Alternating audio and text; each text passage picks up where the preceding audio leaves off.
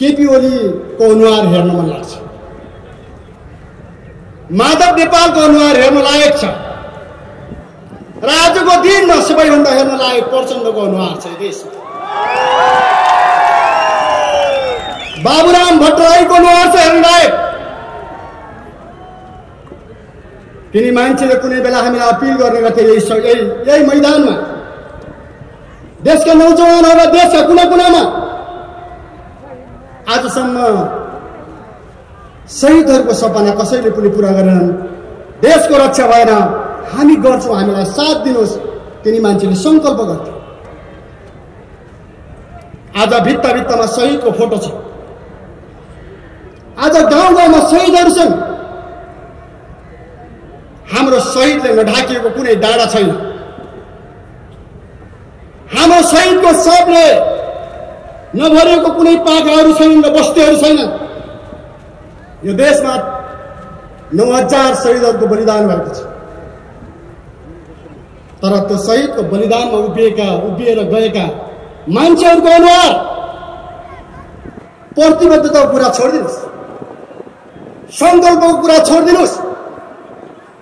सामान्य एउटा किसानले, सामान्य एउटा मजदुरले, सामान्य एउटा नौजवानले आफ्नो देशप्रति यति बेला टाउकोमा कफन बाँधेर उत्रिरहेको छ, तर तिनी मान्छेहरू साम्राज्यवादीका नोकर चाकरमा बदलिएको अनुहार आज तपाईँ हाम्रो आँखा अगाडि सबैले देख्न सकिन्छ। यो एउटा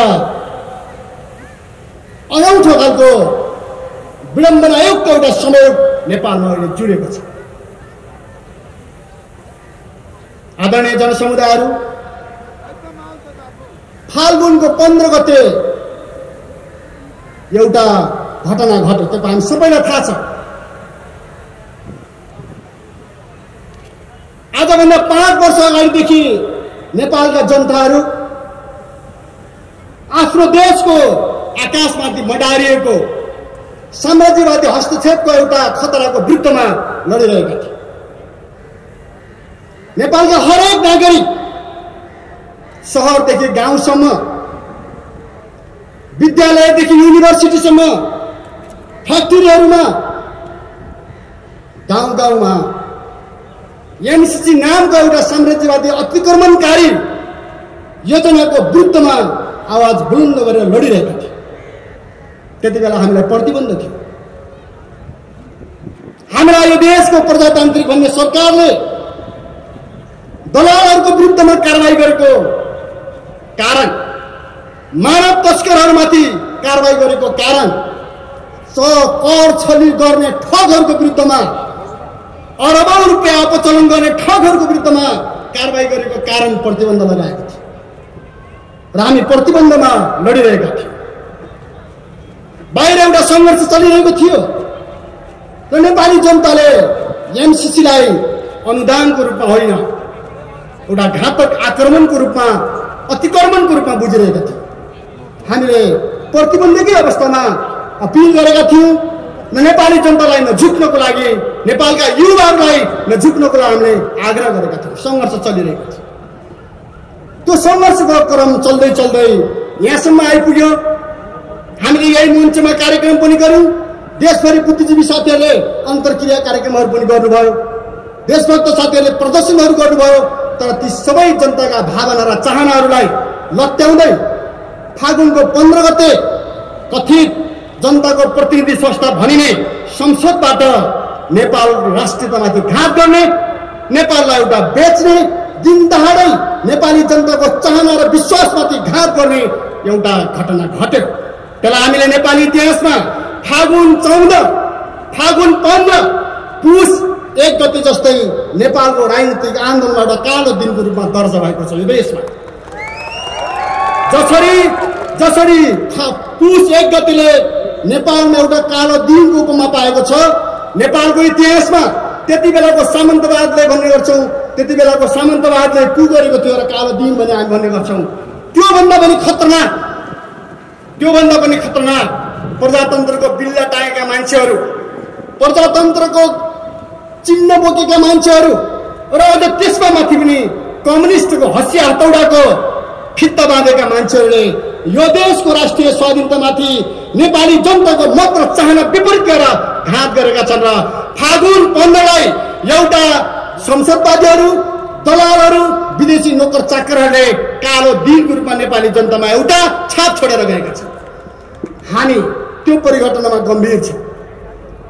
फागुन 15 गते नेपालमा जे घटना घट्यो सायद नेपाली जनतालाई स्तब्ध बनाएको छ। हामी आज जति मान्छे जुटेका छौँ, आज एउटा विशाल सभा चलिरहेको छ, यहाँ हामी जति जुटौँ त्योभन्दा पनि ठुलो कुरा एमसीसी नेपालको घर घरमा छ। एमसीसी हरेक नागरिकको मन र मस्तिष्कमा छ। आज एमसीसीले ल्याउँदै गरेको चुनौती, एमसीसीले खडा गर्दै गरेको राष्ट्रिय स्वाधीनतामाथिको घात हरेक नागरिकको दिमागमा छ। हरेक, चाहे त्यो नौजवान होस्, चाहे महिला होस्, चाहे श्रमिक समुदाय होस्, चाहे जनजाति होस्, चाहे मधेस होस्, चाहे पहाड होस्, सबै नागरिकहरूको एउटा दिमागमा त्यसको विषय छ। चारैतिर तरङ्ग छ। हामीले अपिल गर्यौं, यो एउटा राष्ट्रमाथि घात हो, राष्ट्र र जनतामाथिको घात हो। हामीले अपिल गर्यौं 16 गते नै नेपाल बन्द भयो। 16 गते नेपाल बन्द गरियो। हामीले 15 गते नै बसेर, 15 गते साँझ नै बसेर जनतालाई अपिल गर्यौं 6 दल र 2 मोर्चाबाट, यो तपाईको जबरजस्तीको कुरा होइन। यो विषय एउटा राष्ट्रिय महत्त्वको विषय, जनताको अधिकारसँग जोडिएको विषय हो। यसलाई संसदले जनताको अनुमति बिना पास गर्न पाउँदैन। जबरजस्ती गरेको छ, यसको विरुद्धमा नेपाल बन्द हामीले अपिल गर्यौं, नेपाल बन्द भयो। आज हामीले एउटा विरोध सभा काठमाडौँमा गरिरहेका छौँ। 16 गतेको नेपाल बन्द र आज 20 गतेको यो काठमाडौँको सभा कालो दिनको विरुद्धमा र कालो दिन लाद्ने काला मान्छेहरूको विरुद्धको एउटा विद्रोहको दिन हो। हामीले बुझ्नु पर्दछ, यो हाम्रो देशमाथि घात गर्ने ठगहरू, घातीहरू जनताको नाम भजाएर जनताको नामबाट संसदमा प्रतिनिधित्व गर्छौं भन्ने डङ्का ठोकेर नेपालमाथि घात गर्ने, भित्रीबाट घात गर्ने विदेशीहरू त यो विश्वमा, आजको ग्लोबलाइज विश्व, आजको भूमण्डलीकृत विश्वमा सबै शक्ति केन्द्रहरूले आफ्नो इच्छा पूरा गर्न चाहन्छन्, आफ्नो स्वार्थ पूरा गर्न चाहन्छन्। उनीहरू त हुन्छन्, त्यो आजको कुरा होइन। यो त तपाईको सामन्तवादी कालको, साम्राज्यवादी कालमा पनि त्यही हुन्थ्यो। ठुला सम्राटहरूले विश्वभरि अभियान चलाउँथे र साना देशहरूलाई निल्ने प्रयत्न जहिले पनि गर्थे। यो पुँजीवादी कालमा पनि त्यो चल्यो। ठुला साम्राज्यवादी मुलुकहरूले, पुँजीवादी मुलुकहरूले अथवा शक्तिशाली मुलुकहरूले गरिब देशहरूमा त्यही पानी जहाजमा सँगसँगै तोप लिएर गएर गरिब देश, अविकसित देशहरू वा अलिकति कमजोर देशहरूमाथि तोपद्वारा प्रहार गरेर देश कब्जा गर्ने चलिराखेकै कुरा हो। त्यो आज पनि जारी छ। उनीहरूले जहिले पनि गर्छन्। आज विश्व भूमण्डलीकृत छ, साम्राज्यवाद नयाँ ठाउँमा पुगेको छ, पुँजीवाद नयाँ ठाउँमा पुगेको छ। उनले हिजोकै तरिकाले होइन, नयाँ विधिद्वारा विश्वमा आफ्नो प्रभाव जमाउँदैछ र विश्वलाई आफ्नो नियन्त्रणभित्र राख्ने नीतिहरू अगाडि सारिरहेको छ। कुनै बेलामा तरबार र ढाल लिएर साना देशहरू वा गरिब देशहरूलाई अतिक्रमण गरिन्थ्यो, कुनै बेला तोपहरूले गरिन्थ्यो। आज सूचना प्रविधिबाट, आज पैसाहरूबाट, डलरबाट, व्यापारबाट, अन्तर्राष्ट्रिय नीतिहरूबाट र विभिन्न सम्झौताहरूबाट, सन्धि सम्झौताहरूबाट विश्वमा आफ्नो प्रभाव र हैकम जमाइन्छ र सँगसँगै त्यही सँगसँगै मिसाइल र बमहरू पनि थुपारिन्छ। आजको विश्व यस्तो विश्व हो। एमसीसीले त्यही कुराको प्रतिनिधित्व गर्छ। त्यसैले हामीले के भनेका छौँ भने एमसीसी भनेको आजको भूमण्डलीकृत पुँजीवाद, आजको भूमण्डलीकृत साम्राज्यवादको एउटा नयाँ आयाम, नयाँ रूप हो। हेर्दाखेरि यो पैसालाई डलर जस्तो देखिन्छ, अनुदान जस्तो देखिन्छ, तर अमेरिकाको नीतिले के कुरा प्रश्न गर्छ आदरणीय जनसमुदाय भने यो अनुदानको सवाल होइन। यो उसले नेपाली जनताको, नेपाली जनता, नेपाल देश, नेपालको स्रोत साधन, विशेष त नेपालका मुक्तिकामी जनताहरू, मुक्ति चाहने श्रमिक जनताहरूको अगाडिको यात्रामा हस्तक्षेप र अतिक्रमण गर्न चाहन्छ र नयाँ तरिका, पुरानो तरिकाले होइन, नयाँ तरिकाले उनले हस्तक्षेप र अतिक्रमण गर्न चाहन्छ। नेपालमा कम्युनिस्टहरूको प्रभाव छ। नेपालमा 2/3 कम्युनिस्टहरूको जनमत छ। भोटबाट मात्र हेर्नुभयो भने जनमत छ। तपाईले त्यसलाई युद्धमा हेर्नुभयो र क्रान्तिमा हेर्नुभयो भने जनयुद्ध 80% भूभागमा प्रभाव पारेको युद्ध थियो। नेपालका जानीफटादेखि लिएर सम्पूर्ण दलालहरूलाई दुला पस्न बाध्य बनाइदिएको जनयुद्ध 80% विवादमा प्रभाव पार्न सफल थियो र विजयी थियो। आज तपाईले मत मात्र हेर्नुभयो भने पनि नेपालका श्रमिकहरू 2/3 भन्दा बढी कम्युनिस्ट समर्थक छन्। यो कुरालाई साम्राज्यवादीले नयाँ तरिकाद्वारा अन्त्य गर्न चाहन्छ। जनमत पनि कहिलेकाहीँ क्रान्ति हुन्छ, कहिलेकाहीँ जनताको मतमा पनि एउटा चित्र देखा पर्छ। त्यो चित्र उनीहरूले यहाँ देखेका छन्। संसारमा उनीहरू जसरी गएका छन्, नेपालमा नयाँ तरिकाबाट आएका छन् र उनीहरूले अतिक्रमण गरिरहेका छन्। आदरणीय जनसभाहरू, त्यसको एउटा मोडेल एमसीसी थियो। उनीहरूले एमसीसीलाई अनुदान होइन, नेपालको क्रान्तिकारी आन्दोलन, नेपालको परिवर्तनकारी आन्दोलन, नेपाली जनताको मनबाट विजय हुँदै गएको एउटा क्रान्ति समाजवादी आन्दोलनलाई उनीहरू विभिन्न बहानामा सिद्धाउन चाहन्थे। त्यो थियो। त्यसैले हामीले भनेका छौँ यो एमसीसी 21औं शताब्दीको उपनिवेशको एउटा मोडल हो। यो हामी सबैले बुझ्नुपर्छ। यो एमसीसी केवल एमसीसी होइन, यो 21औं शताब्दीको साम्राज्यवादको एउटा नीति हो। साना देश र कमजोर देशहरूलाई उपनिवेशमा बदल्ने हिजोको तोपभन्दा पनि खतरनाक नीति हो। कुनै बेला तोप लिएर, तरबार लिएर नेपोलियनहरूले या जारहरूले या तपाईँ चङ्गेज खानहरूले एउटा घोडचढी सेना बनाएर लड्ने गर्थे। त्यो एउटा प्रकारको अतिक्रमण थियो। आज त्यसपछि पुँजीवादमा बदलियो, अर्कै टाइपको भयो। आज 21औं शताब्दीमा आउँदाखेरि त्यसका विविध रूपहरू छन् र त्यो रूपमध्येमा अमेरिकाले अगाडि सारेको यो अनुदान सहितको हस्तक्षेपकारी नीति उपनिवेशमा बदल्ने, साना देशहरूलाई कमजोर देशहरूलाई उपनिवेशमा आफ्नो नियन्त्रणको मुलुकमा बदल्ने एउटा योजना हो, नीति हो। त्यस अन्तर्गत आएको छ। त्यसैले हामीले भन्यौँ एमसीसीलाई हामीले सामान्य तरिकाले हेर्नु हुँदैन, यसलाई विरोध गर्नुपर्छ। अनुदान हो, ठिक छ, अनुदानको रूपमा आउँछ, त्यो छुट्टै कुरा। तर अनुदानको बहाना बनाएर नेपालको क्रान्तिकारी आन्दोलनलाई सिद्धाउनको लागि, नेपालको कम्युनिस्ट जनमतलाई सिद्धाउनको लागि, रातो झण्डालाई समाप्त पार्ने सपना देख्दै या तपाईँको यो नेपालको स्रोत साधनलाई, यहाँको प्राकृतिक स्रोत साधनलाई कब्जा गर्ने उद्देश्यबाट जसरी आएको छ, यहाँको भूगोलमाथि अतिक्रमण गर्ने, नियन्त्रण गर्ने जुन उद्देश्यबाट आएको छ, यो 21औं शताब्दीको साम्राज्यवादी प्रोजेक्ट हो। यो 21औं शताब्दीमा साना देशहरूलाई कब्जा गर्ने नीतिसँग जोडिएको प्रोजेक्ट हो। त्यसैले हामीले यसलाई विरोध गर्छौँ।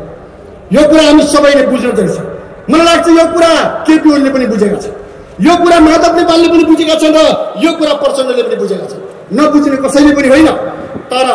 तर मान्छेभित्र जब एउटा दृष्टिकोणमा विचलन आउँछ, जब मान्छेलाई एउटा सत्ताको लालचाले गाँच्न थाल्छ, सत्ताले मान्छेलाई दास बनाउन थाल्छ, जब मान्छे कुर्सी र सत्ताको दास बन्छ, त्यसपछि उसले जनता र राष्ट्रलाई छोड्न थाल्छ। बिर्सिन्छ, देश बिर्सिन्छ, जनता बिर्सिन्छ, मान्छे अन्ध हुन्छ, पैसाको अन्ध हुन्छ, कुर्सीको अन्ध हुन्छ र सत्ताको अन्ध हुन्छ। केपी ओलीमा त्यस्तै एउटा अन्धत्व आयो। एमसीसीलाई निशर्त पास गर्नुपर्छ भन्ने केपी ओलीमा सत्ताको अन्धत्व थियो। त्यही कुरा माधव नेपालको पक्षमा आउँदाखेरि त्यति ठुलो पनि होइन, केपी ओली जतिको पनि होइन, त्योभन्दा पनि तल, त्योभन्दा पनि घटिया केही मान्छे, केही 2-4 जना मन्त्रीको पद, आउँदो केही समयमा केही मान्छेको संसद, केही ठाउँमा कम्प्रोमाइज, स्थानीय चुनाव, यतिको लागि माधव नेपाल र प्रचण्डले देश र जनतालाई बिर्सिएका छन्। यो कुरा सबैले देशमा हामीले भन्नुपर्छ। उनले सोचेका होलान्, उनीहरूले सोच्न सक्छन्। उनले सोच्दा हुन् कि होइन एमसीसीलाई पास दिएपछि हामी बाँच्छौँ। उनले सोच्न सक्छन् एमसीसीलाई पास गरेपछि कुर्सी बच्छ। उनले सोच्छन् एमसीसीलाई पास गरेपछि मन्त्रीको जागिरी खान पाइन्छ, केही अभिजात वर्गहरू, वरपर धनाढ्य वर्गहरू जन्माउन पाइन्छ। उनीहरूले यो सोच्न सक्छन्। तर त्यो उनीहरूको मूर्खता हो। तपाईँले बुझिराख्नु होला, नेपालमा कथित कम्युनिस्टहरूले जनतालाई जसरी झुक्क्याउँदै शहीद र जनताको बलिदानमा आफ्नो कुर्सी साट्ने खेल जसरी बनाएर संसदमा पुगे र संसदमा पुगेपछि तपाईँले सुन्नुभयो एमसीसीको बारेमा। हेर्नुहोस् कति ठुलो लडाइँ छ। थुप्रै तथ्याङ्कहरू यहाँ तपाईँले राख्नुभयो, मजाले बहस तपाईँले चाहिँ संसदमा पनि सुन्नुभयो। संसदमा पनि केही इमान्दार देशभक्त संसदहरूले आफ्ना विषयहरू राख्नुभयो। हामीले देख्यौँ पुरा एमसीसीको त्यहाँ केवल पास गर्ने नगर्ने कुरासँग सम्बन्धित छैन। हामीले देख्यौँ श्रीलङ्का कम्युनिस्ट देश होइन, श्रीलङ्का कम्युनिस्टहरूको संसद छैन। या तपाईँको अरू देशहरूको माली या तपाईँको अरू देशहरूको यहाँ कमेन्टले नाम सुनाउनु भयो, ती देशहरू कुनै कम्युनिस्टहरूले जितेका देशहरू होइन।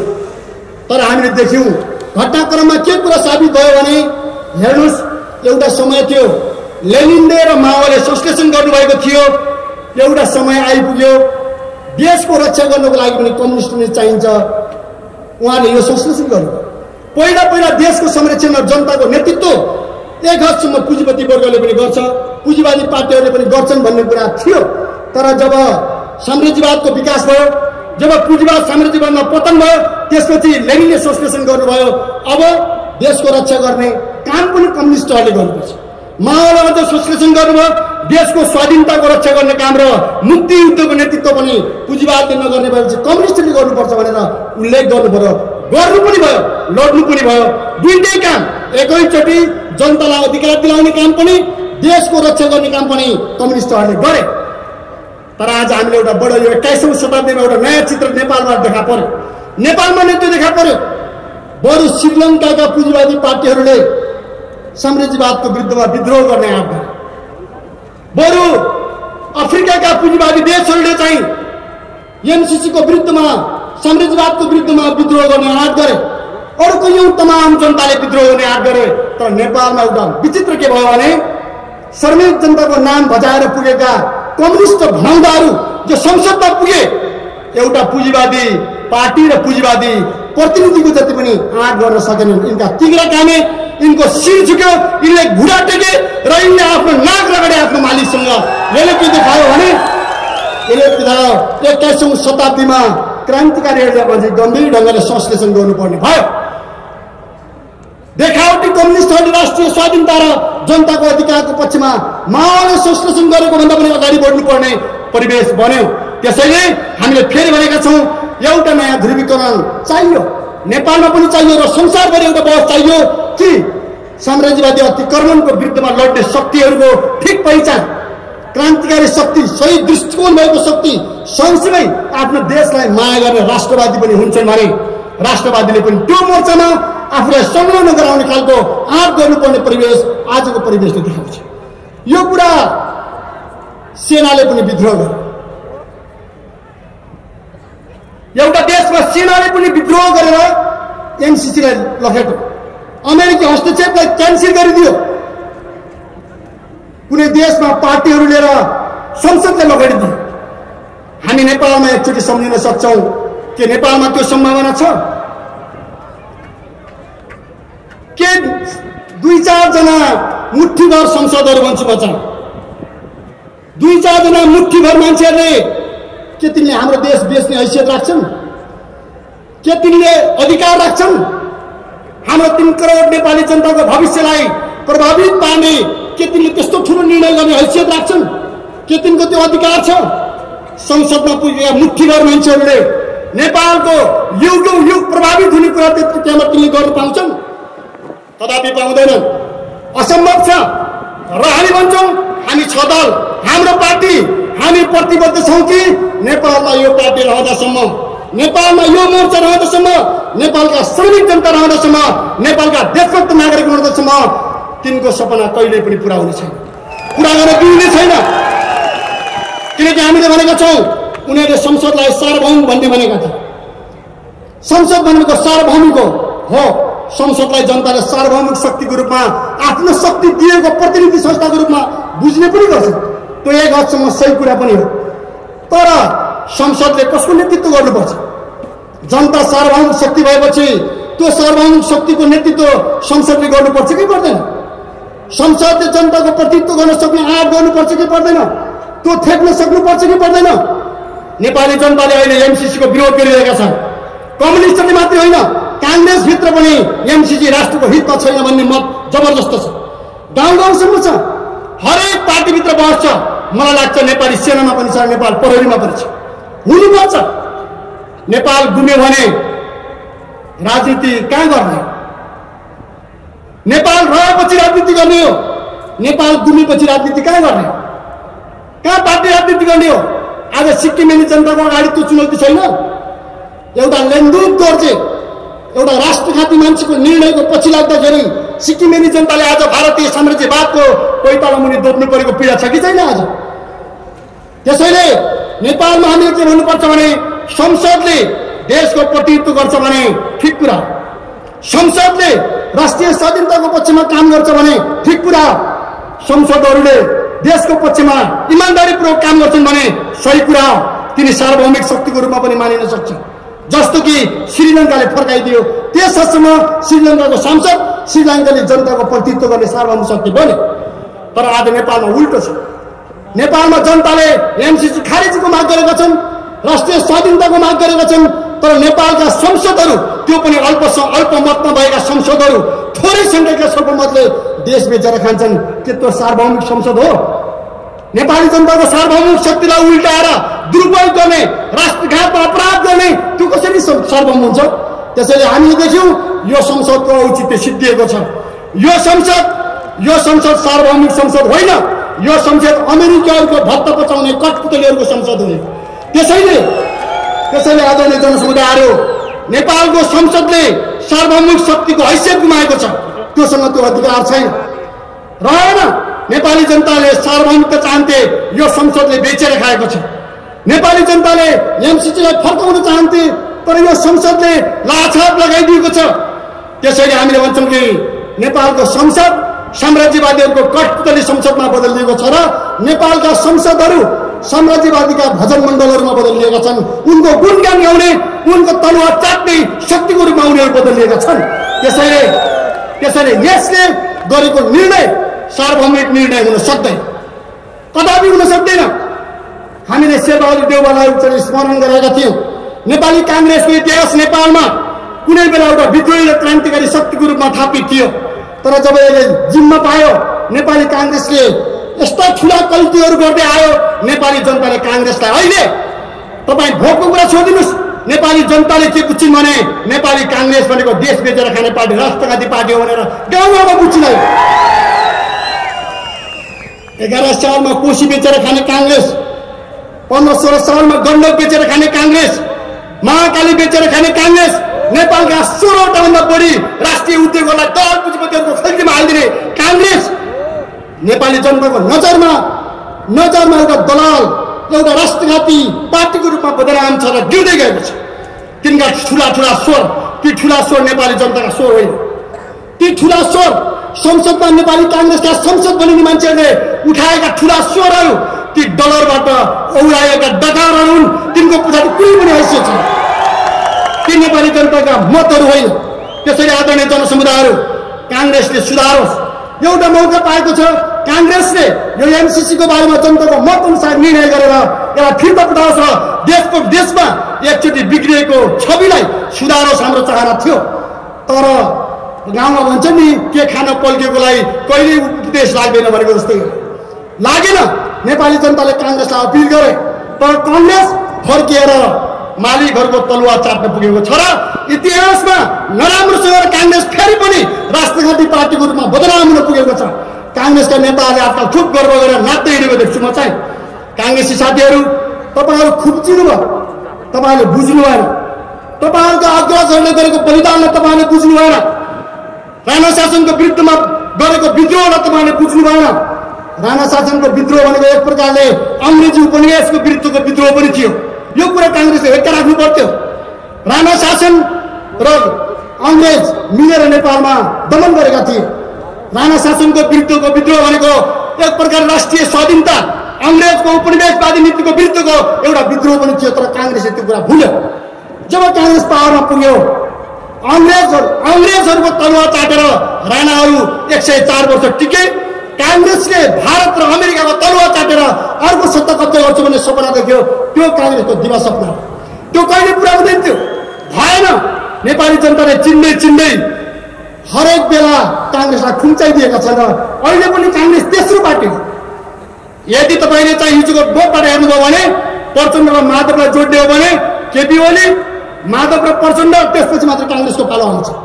तर कम्युनिस्ट भनिने नधनाढ्य पुँजीपति वर्ग, कम्युनिस्टको नाममा खोल ओढेका अरबपतिहरू, एक प्रकारले दलाल पुँजीपतिमा बदलिँदै गएका मान्छेहरूले गर्दाखेरि काङ्ग्रेसले तेस्रो नम्बरमा भएर पनि यो देशलाई फेरि तपाईँको दाउ थाप्ने, देशको भविष्यमाथि घात गर्ने एउटा अवसर पायो। यसको पछाडि केपी ओलीको पनि दोष। यसको पछाडि सबैभन्दा 15 गतेको निर्णयमा हामीले भनेका छौँ कि केपी ओलीले कथित त्यहाँभित्रको संसद रोस्टम घ्यालको नाममा पन्छिएर उनले राष्ट्रघातमा भाग लिए भने प्रचण्ड र माधव नेपालले शिर लतारेर नेपाली जनताको विरुद्धमा छाप लगाएर घात गरेका छन्। यो निर्णयमा कम्युनिस्ट सबै जनमतले देशभरि सुन्नुस्, टेलिभिजन हेर्नुभएको छ भने तपाईँले बुझ्नुपर्छ, यो सभा सुन्नुभएको छ भने तपाईँले बुझ्नुपर्छ। यो पटकको एमसीसीमा राष्ट्रघात हुँदै गर्दाखेरि सबैभन्दा जनता स्तब्ध भएको छन्, सबैभन्दा जनता दुखित भएको छन् भनेको प्रचण्ड र माधव नेपालले अमेरिकी साम्राज्यवादको फोनको भरमा सही साथ गर्ने समय हो। यो कुरा सबले बुझ्नुपर्छ। जनताहरू स्तब्ध जस्तो भएको छ। मलाई लाग्छ माओवादी केन्द्रभित्रका राष्ट्रवादी साथीहरू पनि स्तब्ध हुनुभएको छ, बोल्न गाह्रो भएको छ। त्यो दिन साँझको सामाजिक सञ्जालमा हामीले हेऱ्यौँ, एक प्रकारले माओवादी केन्द्र छोड्नेको लहर थियो। चारैतिर निर्वाचन जितेका वार्ड अध्यक्ष समेतले पनि राजीनामा दिनुभयो। त्यो कुनै लहरको कुरा होइन। उहाँहरू भन्नुहुन्छ, प्रचण्डजी के भन्नुहुन्छ अहिले आएर, मैले दुर्घटनाबाट बचाएँ। कस्तो दुर्घटना? यति ठुलो बेइमानी।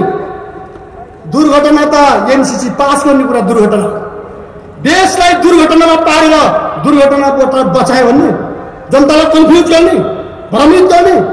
वास्तविकतामा साँचो कुरा के हो आदरणीय जनसमुदाय भने शेरबहादुर देउवा, प्रचण्डजी र माधवजीहरू मिलेर एउटा ठुलो दुर्घटना देशमा बनाउन खोज्नुभयो, ल्याउन खोज्नुभयो। त्यो दुर्घटनाले नेपालका 3 करोड जनताको भविष्यलाई लपेट्ने खतरा थियो र खतरामा पार्ने खतरा थियो, छ अहिले पनि। तर हामी त्यो दिँदैनौँ। म तपाईँहरूलाई भन्न चाहन्छु, त्यो लागू हुने छैन। एमसीसी जसरी संसदबाट पास गरेको घोषणा गरेको छ त्यो अवैध छ, अवैधानिक छ, गैर कानुनी छ, असंवैधानिक छ। त्यो कहिले पनि लागू हुने छैन। आँखा चिम गरेर मालिकहरूको प्रत्येक दण्ड पर्छ भने होइन। हाम्रो बानेश्वरमा कफन बाँधेर देश बचाउन हिँडेको युवाको टाउकोमा लाठी पर्छ भने अन्ध मान्छेको जस्तो काम गर्ने होइन। हामीले यो कुरा बुझिराख्नुपर्छ। हाम्रा युवाहरू कहिले पनि झुकेका छैनन्। हाम्रा युवाहरूले टाउको फुटाए, हात भाँचिएको छ, खुट्टा भाँचिएको छ, अहिले पनि जेलमा राखिएको छ र जेलभित्र हात हतियारको मुद्दा लगाइँदैछ। न्यु खोज्दैछ काङ्ग्रेस। काङ्ग्रेसले धेरै न्यु खोज्नु हुँदैन। शेरबहादुर देउवाजीले राम्रोसँग राखेको हुन्छ र उहाँका पछाडि हिँड्ने उहाँका आसेपासेहरूले सुन्नुपर्छ। हामी यो जीवनलाई जनताको लागि समर्पित गरेर हिँडेका मान्छेहरू हौँ, हामीलाई कुनै चिन्ता छैन। एमसीसी गुमनाम पास हुन्छ यो देशमा, गुमनाम लागू हुन्छ भन्ने कसैले सोचेको छ भने त्यसको मूर्खता हो। आगोको लट्टोसँग खेल्नुपर्छ यो देशमा। हामीले त्यो कुरा खुलेआम भनेका छौँ। हाम्रा भाइ बहिनीहरू गर्वका साथ लड्नु भएको छ, हामीलाई खुसी लाग्छ, हामीलाई धन्यवाद दिन मन लाग्छ। नेताहरूको टाउको फुटेका छन्, कुरा नबुझेर फुटेको छ। हात खुट्टा भाँचेका छन्, जेल परेका छन्, कुरा नबुझेर परेको छ। राष्ट्रवादी साथीहरू सडकमा उत्रिनु भएको छ, कुरा नबुझेर उत्रिनु भएको छ। म त के देख्छु भने जो मान्छेले दाना खान्छ, जो मान्छेले नुन खान्छ र नुनको सोझो गर्छु भन्छ, ती मान्छेले मात्रै जान नेपाली जनताको बिचमा एउटा नक्कर चाक्कर र सिरुवारले गर्ने काम गरेका छन्। अरू कोही पनि जनता नेपालमा भ्रमित छैन। त्यसैले आदरणीय जनसमुदायहरू, यो एमसीसी जुन नाटक गरिएको छ पास भयो भनेर नाच्दै हिँडेको छ, यो कहिले पनि तपाईँहरू कल्पना नगर्नुहोस्, त्यो सम्भव छैन, हुनु हुँदैन। हाम्रो चाहनाको कुरा होइन। म नव युवाहरू जो कलेज पढिराख्नु भएको छ, विद्यालय पढिराख्नु भएको छ, म विशेष त नयाँ भाइ बहिनीहरू युवाहरूलाई भन्न चाहन्छु, हाम्रा छोराछोरीहरूलाई म भन्न चाहन्छु, तपाईँ 100 वर्षसम्म के अमेरिकाको जुवामुनि जोतिन तयार हुनुहुन्छ? के तपाईँहरू डलरको जुवामुनि जोतिन तयार हुनुहुन्छ? के तपाईँहरू एमसीसी एउटा मुठ्ठीभर एउटा सिधा त्यो भिखको पछाडि तपाईँहरू कुद्न तयार हुनुहुन्छ? कदापि पनि हुन सक्दैन। गलत गरेपछि जनताले धेरै दुःख पाउँछ। मान्छेले भन्छ एमसीसी आयो भने तमास हुन्छ, विकास हुन्छ। कहाँ विकास भयो? यो 50 अरबले विकास हुन्छ? 72 अरब त एमसीसीले मात्रै खाएको छ। त्यहाँ लड न केपी ओली। म भन्न चाहन्छु, केपी ओली र प्रचण्ड तिमीहरूले हामीलाई प्रतिबन्ध लाउनु हुँदैन थियो। एमसीसीबाट 72 अरब झार्नु पर्थ्यो। किन झार्नु? तिमीहरूले मिलेर खाएनौ। 72 अरब पैसा तिमीले 22 अरबमा मिलायो। 22 अरब मिलाए बापत तिमीले कति पायौ? एकचोटि घनश्याम भुषालले भनेका सबले खाएको छन्। यो कुरा सत्य होइन। नेपालको एउटै कम्पनीले 72 अरब रुपियाँ अपचलन गरेको छ, अनि 50 अरबको लागि नेपाल बेच्नुपर्छ, नाग्र गर्नुपर्छ अमेरिकाको अगाडि हामीले? कदापि पनि हुँदैन। हाम्रा युवाहरूले कुरा बुझ्नुपर्छ। नेपालमा अहिले पनि 62 अरब राजस्वको कर उठाउन बाँकी छ। को त्यो कर तिर्न बाँकी रहेका मान्छे यहाँका दलाल पुँजीपतिहरू होइनन्। नेपाली जनताको सम्पत्ति सोहोर्ने दलालहरू होइनन्। तिनीहरूबाट 62 अरब रुपियाँ तिमीहरू किन उठाउन सक्दैनौ? दलाल भनेपछि पिछाड फेर्दै हिँड्नुपर्छ। तिमीहरू लोभ लालचमा फस्नुपर्छ। अनि 62 अरब कर उठाउन नमानेर 50 अरबको लाइफ देशलाई बेच्न जाने तिमीहरू। त्यसकारण यो लागू हुँदैन। हामीले भनेको के हो? तर हेर्नुहोस्, हामीले समयमा ध्यान दिएनौँ भने धेरै नै खतरनाक कुराहरू आउँछन्। अङ्ग्रेजसँग राणाले गरेको सुगौली सम्झौताले 104 वर्षसम्म सामन्तवादको जाने शासनको तरबार हामीले खेप्नु पर्यो। जाने शासनको हामीले चाहिँ उत्पीडन भोग्नु पर्यो। 1950 को सन्धिको कारणले गर्दा नेपालमा भीमदत्त पन्तहरू मारिए। यो कुरा तपाईँ सबैले बुझ्नुपर्छ। 1950 मा नेपालको काङ्ग्रेस, त्यति बेलाको चाहिँ भारतको चाहिँ पार्टीहरू र यहाँको सरकारले गरेको गलत राष्ट्रघाती सम्झौताको कारणले गर्दाखेरि भीमदत्त पन्तहरूलाई भारतको सेना आएर मारिनु पर्यो। केआईसँग इन्डियाको सेना आएर समात्नु पर्यो। इन्डियाको सेनाले नेपालमा अहिले पनि त्यसको मौकाको फाइदा उठाएको छ। यदि हामीले हाम्रा नयाँ पिँढीका युवाहरूले, विद्यार्थी नौजवानहरूले यो कुरा राम्रोसँग बुझ्नु भएन भने यो एमसीसीले कयौं ठुला दुर्घटनाहरू निम्ति आउनेवाला छ। त्यसैले अहिले नै यसलाई लागू गरेर दिएर होइन, यसलाई लागू नै गरेर दिएर खारेज गरिदिनुपर्छ। त्यसपछिबाट नेपाली जनताको नयाँ भविष्यको यात्रा सुरु हुन्छ। त्यसैले युवा साथीहरू, यो कसरी सम्भव छ? कयौंले तर्क गरेका छन्। अब जसले इतिहास अमेरिकाले जितेको मात्रै छैन, इतिहास संसारभरि अमेरिकाले कुनै न कुनै ढङ्गले हारेको पनि छ। संसदवादी पार्टीभित्रका भीम रावलहरू, छलनाथ खनालहरू, नारायण काजी श्रेष्ठ र गिरिराजमणि पोखरेलहरू केही लडेको जस्तो गरे, केही बोलेको जस्तो गरे। मैले सुनेको थियो यो सभामा आउनका निम्ति आयोजक पार्टीहरूले अनुरोध पनि गर्नुभयो, उहाँहरूलाई अपिल पनि गर्नुभयो। तर उहाँहरूका स्वकीय सचिवालयहरूले फेसबुकमा वक्तव्य जारी गरे। देशभक्तहरू दुश्मनको किल्लाभित्र समेत मर्न तयार हुन्छन् भने तपाईहरुलाई यो क्रान्तिकारीहरूको, यो देशभक्तहरूको सभामा आएर बोल्न केले रोकेको हो? केले रोकेको? फगत यति मात्रै हो कि तपाईहरुले गर्दै आएको संसदवादी राजनीतिले रोकेको हो? तपाईहरुलाई त्यो पार्टीभित्र टिकट पाइदैन कि भन्ने चिन्ता भयो? त्यो पार्टीभित्रको आफ्नो त्यो पार्टीलाई चन्दा दिने दलाल पुँजीपतिहरूले चुनावमा पैसा दिँदैनन् कि भन्ने चिन्ता भयो? हामीसँग बस्यो भने हाम्रो अलिकति न्यानो तपाईहरुलाई सर्छ भन्ने चिन्ता हो? यहाँभन्दा बढी तपाईहरुलाई के भयो? त्यो संसदवादी राजनीतिभित्र बसेर तपाईले जतिसुकै एमसीसीका बुदाहरूको टेलिभिजनमा पत्रिकामा चर्चा गरे पनि के त्यहाँ सुनवाई भयो? के सुनवाई हुन सम्भव छ? छैन। म ती संसदवादी पार्टीभित्र बसेर देशभक्तिपूर्ण अडान राख्ने र अहिलेसम्म लड्ने र लडेको जस्तो गर्ने ती सबै साथीहरूलाई संसदवादी राजनीतिबारे पुनर्विचार गर्नुहोस् भन्ने म सुझाव दिन चाहन्छु। किनकि आजको दुनियाँमा दलाल पुँजीवादी शासन, दलाल पुँजीवादी संसदवादी राजनीति पनि गर्ने र देशभक्त पनि भइरहने असम्भव कुरा हो। त्यो दुईटै सँगसँगै अब जान सक्दैनन्। त्यो दुईटै सँगसँगै अब जान सक्दैनन्। यो दोस्रो विश्वयुद्धभन्दा अगाडिको जमाना होइन, नरोत्तम सिंहानुको जमाना होइन। म भीम रावलजीहरूलाई त धेरै भन्न चाहन्न। माधव नेपालजीहरूको के कुरा गर्ने? राष्ट्रघातमा महाकालीमा मुछिएकै हुन्। केपी ओलीहरूको के कुरा गर्ने? ती चटल देखाउने काम बाहेक केही पनि गरिरहेका छैनन्। म एकपटक नारायण काजी र गिरिराज पोखरेलहरूलाई भन्न चाहन्छु, पञ्चायत कालदेखि आफू मर्दाखेरि लास समेत देशभित्र भित्राउन नदिएका मधेसका होनहार योद्धा जय गोविन्द शाहहरूको रगत र पसिनाले बनाएको त्यो पार्टी, त्यो जनमत, निर्मल लामाहरूले बनाएको रगत पसिनाले बनाएको त्यो पार्टी, त्यो जनमत, दिवाकर भुषालहरूले बनाएको त्यो पार्टी, त्यो जनमत, तपाईहरुले संसदीय स्वार्थका निम्ति केपी ओलीको पाउमा नेकपा बनाएर बुझाउनु भयो। त्यो अपराधको हिसाब ती जनताले गर्न बाँकी छ। अब एउटा तपाईहरुसँग चान्स बाँकी छ, समय बाँकी छ। कि तपाईहरुको एउटा अन्तिम प्राण तत्त्वको रूपमा बाँकी रहेको राष्ट्रिय स्वाधीनताको मुद्दा जो तपाईहरु लगातार फलाक्दै आउनु भएको थियो, यसपल्ट माओवादी केन्द्रले गरेको राष्ट्रघातसँग तपाईहरुले सम्बन्ध विच्छेद गर्नु भएन भने तपाईहरुको त्यो प्राण तत्त्व पनि सकिनेछ र तपाई कतैको निम्ति, कुनै देशभक्तको निम्ति, कुनै जमातको निम्ति लायक हुनुहुने छैन।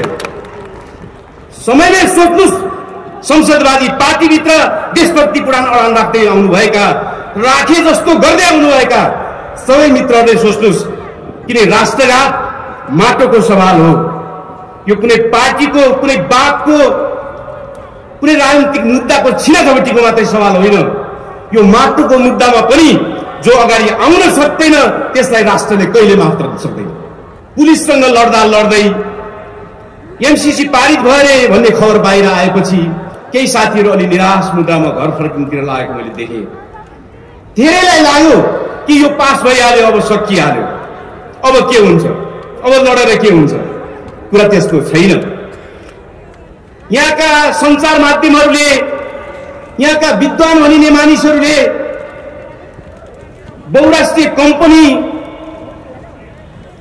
र आइएनजिओहरूद्वारा पालित पोषित कथित बौद्धिकहरूले सूचनाहरू लुकाएका छन् भनेका छैनन्, तर क्रान्तिकारीहरूले ती सूचनाहरू अगाडि राख्नु जरुरी छ। कैयौं देशहरूमा जहाँ एमसीसी लागू भएर थुप्रै जग्गा अधिग्रहण भएर थुप्रै कुरा भइसकेपछि पनि त्यहाँका जनताले जब बुझे, त्यहाँको सेनाले जब बुझ्यो, त्यहाँको प्रहरीले जब बुझ्यो, ती देशहरूमा विद्रोह भएका छन् र एमसीसी लखेटिएको छ। मादागास्करको मात्रै एउटा सानो अफ्रिका नजिकको एउटा टापु देश जसको आधा भन्दा बढी जमिन एमसीसीले अधिग्रहण गर्यो र आधा जमिन कोरियाको डेउ भन्ने बहुराष्ट्रिय कम्पनीलाई जमिन दियो। त्यसको विरुद्धमा त्यहाँको सेनाले साथ दियो, त्यसको विरुद्धमा त्यहाँको नगरपालिकाको मेयरले विद्रोह गरे, जनताले विद्रोह गरे, पुलिसले विद्रोह गरे, एमसीसी त्यहाँबाट भाग्न बाध्य भयो। इतिहास अमेरिकाले जितेको मात्रै छैन, इतिहास संसारभरि अमेरिकाले कुनै न कुनै ढङ्गले हारेको पनि छ। त्यो इतिहास हामीले अगाडि राख्छौँ। घानामा उनीहरूले पाइनएप्पल कब्जा गरे, भुइँकटर कब्जा गरे। घानाको भुइँकटर युरोपमा सबभन्दा मिठो मानेर त्यसको रस पिइने गरिन्थ्यो। त्यो भुइँकटरमाथि कब्जा गर्नका निम्ति एमसीसी गयो र एमसीसीले बहुराष्ट्रिय कम्पनी अन्तर्गत भुइँकटरलाई ल्याएर अहिले घानाको भुइँकटरमाथि युरोपियन जुस कम्पनीहरूको कब्जा भएको छ र घानामा त्यसको विरुद्धमा एउटा लडाईँ चलिरहेको छ। मानिसहरू मङ्गोलियाको उदाहरण दिन्छन्। चीन नजिकै भएर पनि मङ्गोलियाले एमसीसी लिइरहेको छ। यो तथ्य लुकाउँछन् कि मङ्गोलियाले उत्तर एटलान्टिक सन्धि संगठन नाटोको सदस्यतामा आएको छ, ऊ अमेरिकाको पक्षमा लागेको छ, त्यसकारणले ऊ एमसीसी चलाइरहेको छ। अमेरिकाको साझेदार राष्ट्र बन्नका निम्ति निवेदन हालेको छ मङ्गोलियाले। त्यसकारणले गर्दा हामीले प्रश्न पार्नुपर्ने भएको छ कि एमसीसी अहिले पारित हुने बित्तिकै जनताले पारित गर्यो भन्ने कुरा सत्य होइन। एमसीसी पारित भएपछि हामीलाई थाहा छ, एमसीसी पारित भएपछि मात्रै लागू गर्न सुरु गरिएको होइन। 1 लाख रुख काट्ने आदेश भइसकेको छ, हामीलाई थाहा छ। एमसीसी को निम्ति लाल पूर्जा बनाएर जग्गा दिएको छ, हामीलाई थाहा छ। अधिग्रहण गर्नका निम्ति अनुमति दिएको छ, हामीलाई थाहा छ। विद्युत नियमन आयोग ऐन 2074 मा पास गरिएको छ, हामीलाई थाहा छ। सिंहदरबारका थुप्रै कोठाहरू खाली हुँदै महिनामा 16 लाख भाडा तिर्ने गरी एमसीए को अफिस राखिएको छ, त्यो पनि हामीलाई थाहा छ। एमसीसी लागू गर्न सुरु गरिएको छ, त्यो हामीलाई थाहा छ। तर यो लागू गर्न सुरु गर्ने बित्तिकै यो सम्पूर्ण रूपमा लागू भइसक्छ, यसको विरुद्ध केही गर्नै सकिन्न, यसलाई उल्टाउनै सकिन्न भन्ने कुरा सत्य होइन। हामीले उल्टाउनु पर्छ, यसलाई रोक्नु पर्छ। यो यसकारण पनि गर्नुपर्छ कि आजको साम्राज्यवाद नयाँ तरिकाले हामीमाथि जो आएको छ, यो यस्तै एमसीसी मार्फत नै आउने हो। जसरी आज शेरबहादुर देउवाले रुसको विरुद्ध वक्तव्य दिएका छन्, हाम्रो असंलग्न परराष्ट्र नीति भटाभुङ्ग पारिदिएका छन्। नेपालले बोल्नुपर्ने युद्ध रोक भनेर थियो, नेपालले बोल्नु पर्ने सबैको सार्वसत्ताको सुरक्षा गर, सम्मान गर भन्नुपर्ने थियो। तर कुनै देशको पक्षमा अमेरिका पक्षधरहरूको हुलमा मिसिएर लाग्नुपर्ने कुनै जरुरी थिएन। यो केले गरिराखेको छ? यो एमसीसी लागू हुनु सुरु गरेको अर्को प्रकरण। नेपालले अहिलेसम्म त्यस्तो कुनै वक्तव्य दिएको थिएन संसारका युद्धहरूमा। नेपालले जहिले पनि असंलग्न परराष्ट्र नीति लिएको थियो। तर पहिलोचोटि एमसीसी पारित भएको एक हप्ता बित्न नपाउँदै अमेरिकासँगै, जहाँ भारत र चीन जस्ता मुलुकहरू खामोश छन्, तटस्थ छन्, त्यहाँ शेरबहादुर देउवाको सरकार बुल्लुक्क उभिएर अमेरिकाको लहरमा बसेर वक्तव्य दियो। यो के हो? यो 12 वर्ष अगाडि युक्रेनले थालेको चक्र जस्तै हो। 12 वर्ष अगाडि युक्रेनले जसरी थालेको थियो आफ्नो कूटनीति, आफ्नो अन्तर्राष्ट्रिय सम्बन्ध, युक्रेन आज कहाँ पुग्यो? युक्रेनको रणभूमि भयो आज युक्रेन। आज राष्ट्रघातीहरूले एमसीसी पारित गरेर अमेरिकी लबीमा लगेर विश्व साम्राज्यवादको लबीमा बसेर उनीहरू जसरी लामबद्ध हुन खोजेका छन्, देशलाई घचिट्न खोजेका छन्, खिसार्न खोजेका छन्, यसले यो देशलाई रणभूमि बनाउने छ। के नेपाली जनता त्यो रणभूमि बनाउने स्थितिको सामना गर्न तयार छैन?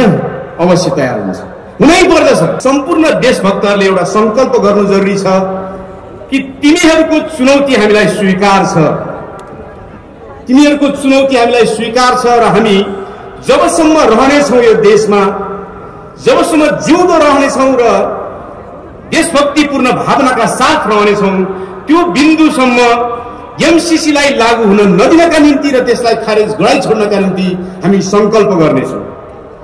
यो आजको सभालाई मैले त्यसरी बुझेको छु। तपाईहरुको बीचमा मैले 5 वटा कुरा राख्नेछु संक्षिप्तमा।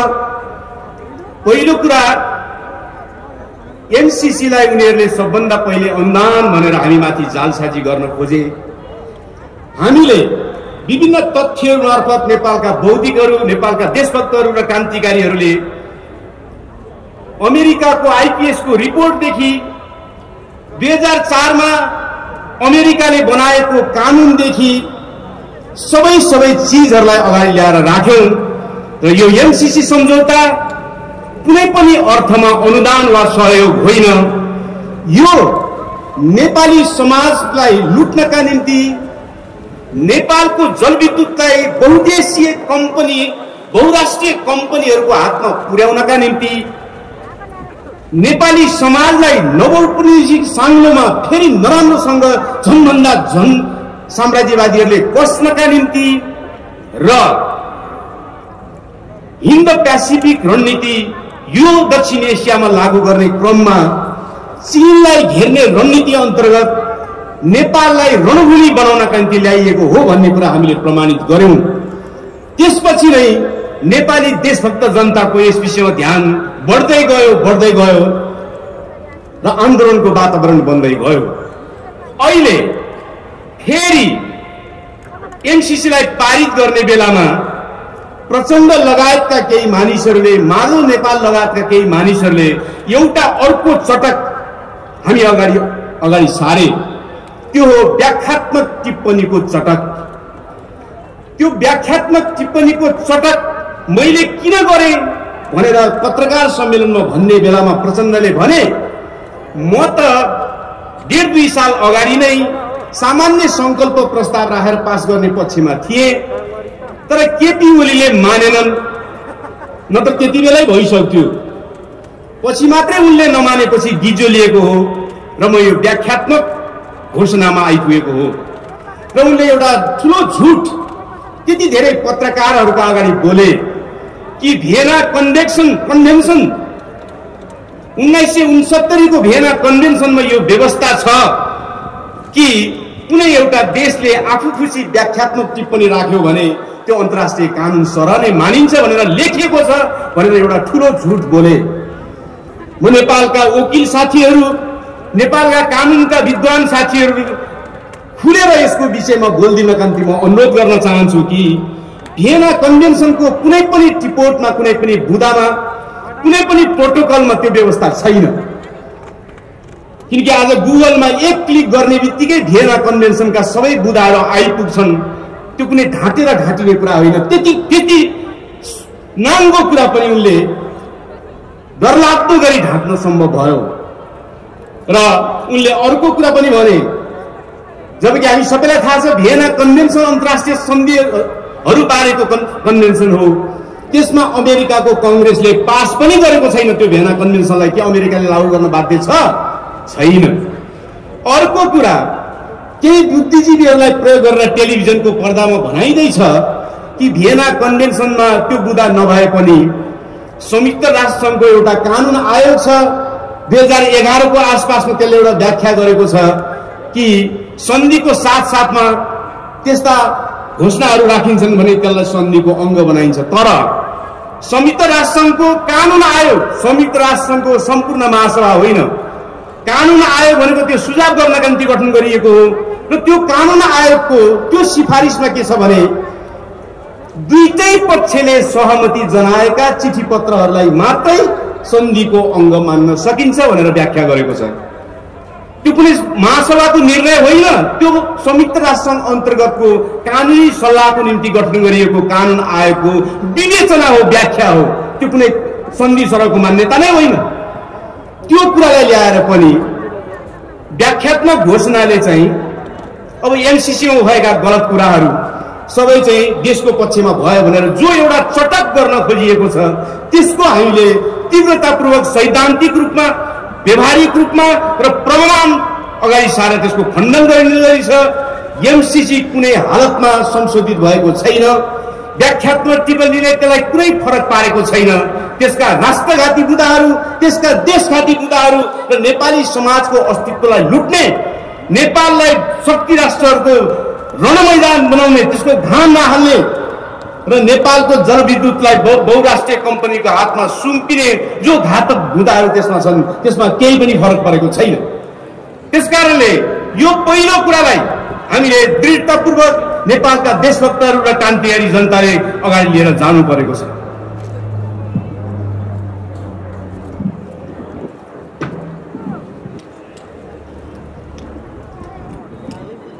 किनभने दुश्मनहरूले तर्कहरू, दुश्मनहरूले झुठा तानाबानाहरूद्वारा आम नेपाली जनतालाई गुमराह पार्नेछन्। जब जब उनीहरूले तर्कहरूद्वारा गुमराह पार्न खोज्दछन् त्यसलाई नकाटिकन र समाजको पीरसम्म त्यसलाई स्पष्ट नपारिकन दुश्मनहरूप्रति घृणा पैदा हुँदैन, राष्ट्रघातीहरूप्रति घृणा पैदा हुँदैन भने त्यसको विरुद्ध राष्ट्रिय मुक्ति आन्दोलन लड्न सकिँदैन। घृणा नभइकन, घृणाहरूको सम्मेलन नभइकन दुश्मनसँग लड्न सकिँदैन। त्यसको निम्ति मैले पहिलो कुरा यही भने कि उनीहरूले जो व्याख्यात्मक घोषणाद्वारा यो सच्चाइ हो भनेर जुन चटक गरेका छन् त्यो चटकलाई हामीले चिरफार गर्दै अगाडि बढ्नु जरुरी छ। दोस्रो कुरा, यो एमसीसी को प्रकरणले राष्ट्रघाती काम मात्रै गरेको छैन कि यसले दोस्रो काम पनि गरेको छ। त्यो हो हाम्रो देशमा जस्तो प्रकारको दलाल संसदवादी पुँजीवादी व्यवस्था स्थापना भएको छ त्यो संसदीय व्यवस्था र संसदीय राजनीतिबाट देशभक्तिपूर्ण कुनै अडानलाई अन्तिम रूप दिन सकिँदो रहेनछ, राष्ट्रघाती सन्धि सम्झौतालाई रोक्न सकिँदो रहेनछ। त्यो व्यवस्था र संसदवादी राजनीति पुरै यसको विषयमा असफल हुँदो रहेछ भन्ने कुरा प्रमाणित भएको छ। यसको यो प्रमाण, यो कुरा दिनको खाममै छर्लङ्ग भएको छ। किनकि संसदमा त्यसलाई लगियो, संसदमा त्यो लानु पर्ने विषय हो कि होइन भन्ने कुरा छलफलमै भएन। किनकि विदेशीहरूले अनुदानको नाममा वा सहयोगको नाममा वा कुनै पनि नाममा दिने रकम संसदमा लाने चलन नै थिएन। लानुपर्ने चिज हो कि होइन कतै बहस नै भएन। एमसीसी यहाँ मात्रै लागू भएको कुरा होइन, संसारका 43 वटा भन्दा बढी देशहरूमा एमसीसीका नङ्ग्राहरू पुगेका छन्। कुनै देशमा संसदमा लगिएको छ, कुनै देशमा संसदमा लगिएको छैन, लानुपर्ने कुनै जरुरी नै छैन। त्यो विषयमा नै बहस भएन। यो कस्तो राजनीतिक व्यवस्था हो? प्राकृतिक स्रोत साधनमाथिको नाङ्गो हस्तक्षेपसँग सम्बन्धित छ एमसीसी। संविधानको धाराले भन्दछ, 269 को धाराले भन्दछ कि प्राकृतिक स्रोत साधन अनुसारका विषयहरूमा सामान्य बहुमतले पुग्दैन भन्दछ। तर सामान्य बहुमत चाहिने कि नचाहिने कुनै बहस नै भएन, कुनै बहस भएन। संसद अवरोध भएको बेलामा कुनै प्रस्ताव पारित गर्नै मिल्दैन। मान्छेहरू नारा लगाइरहेका छन्, त्यहाँ पारित भयो भनेर भनिरहेका छन्। कति हात उठे थाहा छैन, कति थाहा छैन, ध्वनि मतको आधारमा पास भयो भनिएको छ, हल्ला गरिएको छ। यसबाट यही त प्रश्न हुन्छ कि उत्पीडित राष्ट्रहरूको हकमा, हाम्रो देश जस्तो देशको हकमा संसदीय व्यवस्था र संसदीय प्रणालीले हाम्रो देशको राष्ट्रियताको पक्षमा लड्न सक्दो रहेछ भन्ने कुरा प्रमाणित हुन्छ। यहाँभन्दा बढी ठुलो कुनै प्रमाण जरुरी छैन। अब जहाँसम्म आयो संसदवादी राजनीतिको कुरा, संसदवादी पार्टीभित्रका भीम रावलहरू, छलनाथ खनालहरू, नारायण काजी श्रेष्ठ र गिरिराजमणि पोखरेलहरू केही लडेको जस्तो गरे, केही बोलेको जस्तो गरे। मैले सुनेको थियो यो सभामा आउनका निम्ति आयोजक पार्टीहरूले अनुरोध पनि गर्नुभयो, उहाँहरूलाई अपिल पनि गर्नुभयो, तर उहाँहरूका स्वकीय सचिवालयहरूले फेसबुकमा वक्तव्य जारी गरे। देशभक्तहरू दुश्मनको किल्लाभित्र समेत मर्न तयार हुन्छन् भने तपाईहरुलाई यो क्रान्तिकारीहरूको, यो देशभक्तहरूको सभामा आएर बोल्न केले रोकेको हो? केले रोकेको? फगत यति मात्रै हो कि तपाईहरुले गर्दै आएको संसदवादी राजनीतिले रोकेको हो? तपाईहरुलाई त्यो पार्टीभित्र टिकट पाइदैन कि भन्ने चिन्ता भयो? त्यो पार्टीभित्रको आफ्नो त्यो पार्टीलाई चन्दा दिने दलाल पुँजीपतिहरूले चुनावमा पैसा दिँदैनन् कि भन्ने चिन्ता हो? हामीसँग बस्यो भने हाम्रो अलिकति न्यानो तपाईहरुलाई सर्छ भन्ने चिन्ता हो? यहाँभन्दा बढी तपाईहरुलाई के भयो? त्यो संसदवादी राजनीतिभित्र बसेर तपाईले जतिसुकै एमसीसीका बुदाहरूको टेलिभिजनमा पत्रिकामा चर्चा गरे पनि के त्यहाँ सुनवाई भयो? के सुनवाई हुन सम्भव छ? छैन। म ती संसदवादी पार्टीभित्र बसेर देशभक्तिपूर्ण अडान राख्ने र अहिलेसम्म लड्ने र लडेको जस्तो गर्ने ती सबै साथीहरूलाई संसदवादी राजनीतिबारे पुनर्विचार गर्नुहोस् भन्ने म सुझाव दिन चाहन्छु। किनकि आजको दुनियाँमा दलाल पुँजीवादी शासन, दलाल पुँजीवादी संसदवादी राजनीति पनि गर्ने र देशभक्त पनि भइरहने असम्भव कुरा हो। त्यो दुईटै सँगसँगै अब जान सक्दैनन्। त्यो दुईटै सँगसँगै अब जान सक्दैनन्। यो दोस्रो विश्वयुद्धभन्दा अगाडिको जमाना होइन, नरोत्तम सिंहानुको जमाना होइन। आज देशको रक्षा गर्ने देशभक्तिपूर्ण भावना र क्रान्तिकारी राजनीति एक ठाउँमा आयो भने मात्रै सम्भव छ। संसदवादी पुँजीवादी राजनीति र देशभक्तिपूर्ण अडान एक ठाउँमा बस्न सम्भव छैन। म भीम रावलजीहरूलाई त धेरै भन्न चाहन्न। माधव नेपालजीहरूको के कुरा गर्ने, राष्ट्रघातमा महाकालीमा मुछिएकै हुन्। केपी ओलीहरूको के कुरा गर्ने, ती चटल देखाउने काम बाहेक केही पनि गरिरहेका छैनन्। म एकपटक नारायण काजी र गिरिराजमणि पोखरेलहरूलाई भन्न चाहन्छु, पञ्चायत कालदेखि आफू मर्दाखेरि लास समेत देशभित्र भित्राउन नदिएका मधेसका होनहार योद्धा जय गोविन्द शाहहरूको रगत र पसिनाले बनाएको त्यो पार्टी, त्यो जनमत, निर्मल लामाहरूले बनाएको रगत पसिनाले बनाएको त्यो पार्टी, त्यो जनमत, दिवाकर भुषालहरूले बनाएको त्यो पार्टी, त्यो जनमत, तपाईहरुले संसदीय स्वार्थका निम्ति केपी ओलीको पाउमा नेकपा बनाएर बुझाउनु भयो। त्यो अपराधको हिसाब ती जनताले गर्न बाँकी छ। अब एउटा तपाईहरुसँग चान्स बाँकी छ, समय बाँकी छ कि तपाईहरुको एउटा अन्तिम प्राण तत्त्वको रूपमा बाँकी रहेको राष्ट्रिय स्वाधीनताको मुद्दा जो तपाईहरु लगातार फलाक्दै आउनु भएको थियो, यसपल्ट माओवादी केन्द्रले गरेको राष्ट्रघातसँग तपाईहरुले सम्बन्ध विच्छेद गर्नु भएन भने तपाईहरुको त्यो प्राण तत्त्व पनि सकिनेछ र तपाई कतैको निम्ति, कुनै देशभक्तको निम्ति, कुनै जमातको निम्ति लायक हुनुहुने छैन। समयले सोच्नुस्। संसदवादी पार्टीभित्र देशभक्तिपूर्ण अडान राख्दै आउनुभएका, राखे जस्तो गर्दै आउनुभएका सबै मित्रहरूले सोच्नुस्। किन राष्ट्रघात माटोको सवाल हो। यो कुनै पार्टीको, कुनै बापको, कुनै राजनीतिक मुद्दाको छिनाझपटीको मात्रै सवाल होइन। यो माटोको मुद्दामा पनि जो अगाडि आउन सक्दैन त्यसलाई राष्ट्रले कहिले माफ गर्न सक्दैन। दोस्रो कुरा यो प्रमाणित भएको छ, मैले भने। तेस्रो कुरा थुप्रैलाई लागेको छ। अघि अस्ति बानेश्वरमा पुलिससँग लड्दै एमसीसी पारित भए भन्ने खबर बाहिर आएपछि केही साथीहरू अलि निराश मुद्रामा घर फर्किनुतिर लागेको मैले देखेँ। धेरैलाई लाग्यो कि यो पास भइहाल्यो, अब सकिहाल्यो, अब के हुन्छ, अब लडेर के हुन्छ। कुरा त्यस्तो छैन। यहाँका सञ्चार माध्यमहरूले, यहाँका विद्वान भनिने मानिसहरूले बहुराष्ट्रिय कम्पनी र आइएनजिओहरूद्वारा पालित पोषित कथित बौद्धिकहरूले सूचनाहरू लुकाएका छन् भनेका छैनन्, तर क्रान्तिकारीहरूले ती सूचनाहरू अगाडि राख्नु जरुरी छ। कैयौं देशहरूमा जहाँ एमसीसी लागू भएर थुप्रै जग्गा अधिग्रहण भएर थुप्रै कुरा भइसकेपछि पनि त्यहाँका जनताले जब बुझे, त्यहाँको सेनाले जब बुझ्यो, त्यहाँको प्रहरीले जब बुझ्यो, ती देशहरूमा विद्रोह भएका छन् र एमसीसी लखेटिएको छ। मादागास्करको मात्रै एउटा सानो अफ्रिका नजिकको एउटा टापु देश जसको आधा भन्दा बढी जमिन एमसीसीले अधिग्रहण गर्यो र आधा जमिन कोरियाको डेउ भन्ने बहुराष्ट्रिय कम्पनीलाई जमिन दियो, त्यसको विरुद्धमा त्यहाँको सेनाले साथ दियो, त्यसको विरुद्धमा त्यहाँको नगरपालिकाको मेयरले विद्रोह गरे, जनताले विद्रोह गरे, पुलिसले विद्रोह गरे, एमसीसी त्यहाँबाट भाग्न बाध्य भयो।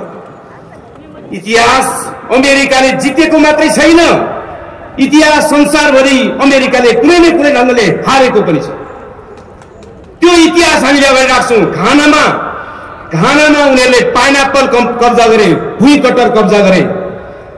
घानाको भुइँ कटर युरोपमा सबभन्दा मिठो मानेर त्यसको रस पिइने गरिन्थ्यो। त्यो भुइँ कटरमाथि कब्जा गर्नका निम्ति एमसीसी गयो र एमसीसीले बहुराष्ट्रिय कम्पनी अन्तर्गत भुइँ कटरलाई ल्याएर अहिले घानाको भुइँ कटरमाथि युरोपियन जुस कम्पनीहरूको कब्जा भएको छ र घानामा त्यसको विरुद्धमा एउटा लडाईँ चलिरहेको छ। मानिसहरू मङ्गोलियाको उदाहरण दिन्छन्। चीन नजिकै भएर पनि मङ्गोलियाले एमसीसी लिइरहेको छ।